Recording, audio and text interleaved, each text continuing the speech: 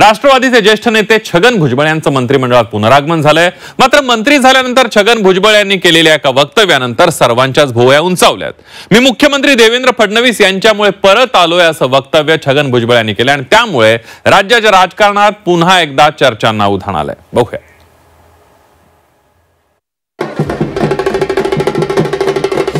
मुख्यमंत्री फडणवीसांमुळे मी परत आलोय। छगन भुजबळांच्या वक्तव्याने भुवया उंचावल्या। माझ्यासाठी मोदी शहांनीही प्रयत्न केल्याचा भुजबळांचा दावा। 2024च्या विधानसभा निवडणुकीत भरघोस यश मिळवल्यानंतर महायुतीचं सरकार राज्यात आलं। राष्ट्रवादीचे ज्येष्ठ नेते छगन भुजबळ यांना मात्र मंत्रिपदापासून दूर ठेवण्यात आलं। मात्र जवळपास 6 महिन्यानंतर भुजबळांचं मंत्रिमंडळात कमबॅक झालंय। त्यांना अन्न आणि नागरी पुरवठा खातंही देण्यात आलंय। मात्र मंत्रिमंडळात पुनरागमन झाल्यानंतर छगन भुजबळ यांनी केलेल्या एका वक्तव्यानं सर्वांच्याच भुवया उंचावल्यात। मी मुख्यमंत्री देवेंद्र फडणवीस यांच्यामुळे परत आलोय असं वक्तव्य छगन भुजबळ यांनी केलंय।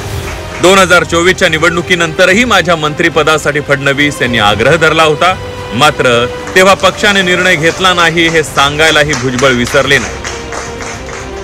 हे खरं आहे, पहिल्या मंत्रिमंडळाच्या वेळेला फडणवीस साहेबांनी तो आग्रह धरला होता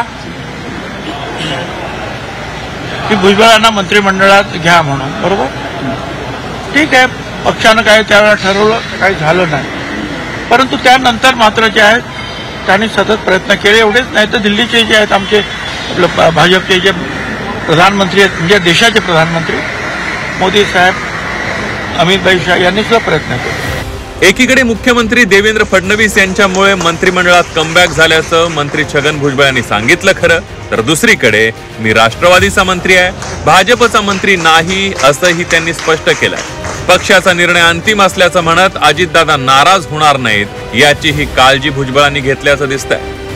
मी भाजपचा मंत्री नाही आहे, मी अजितदादा तर एनसीपीचा मंत्री आहे आणि एनसीपीने कुणाला मंत्री करावं हे एनसीपी ठरवतं। सूचना करण्याचं काम जे आहे मुख्यमंत्री करतात, प्रयत्न करतात। मंत्रिमंडळातून पत्ता कट झाल्यानंतर दरम्यानच्या काळात छगन भुजबळ आणि मुख्यमंत्री देवेंद्र फडणवीस यांच्यात जवळीक वाढल्याचं पाहायला मिळालं होतं। मंत्रिमंडळातून पत्ता कट झाल्यानंतर भुजबळ प्रचंड नाराज होते। मंत्रिपद डावलल्यानंतर भुजबळांची फडणवीसांची जवळीक वाढली होती। 23 डिसेंबर 2024ला भुजबळांकडून अचानक सागर बंगल्यावर जात फडणवीसांची भेट घेण्यात आली। सागर बंगल्यावर भुजबळ आणि फडणवीसांमध्ये तब्बल 40 मिनिटं चर्चा झाली। 3 जानेवारी 2025ला पुन्हा एकदा भुजबळ आणि फडणवीसांमध्ये भेट झाली। एकाच गाडीतून फडणवीस आणि भुजबळांनी 50 मिनिटं प्रवास केला। या गाठी भेटीनंतर भुजबळ भाजपच्या वाटेवर असल्याच्या चर्चांनाही उधाण आलं होतं।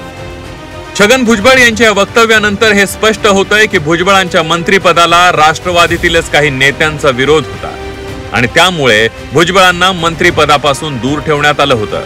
मात्र धनंजय मुंडेंचा राजीनामा भुजबळांच्या पथ्यावर पडला आणि मंत्रिमंडळातील त्यांच्या प्रवेशाचा मार्ग सुकर झाला।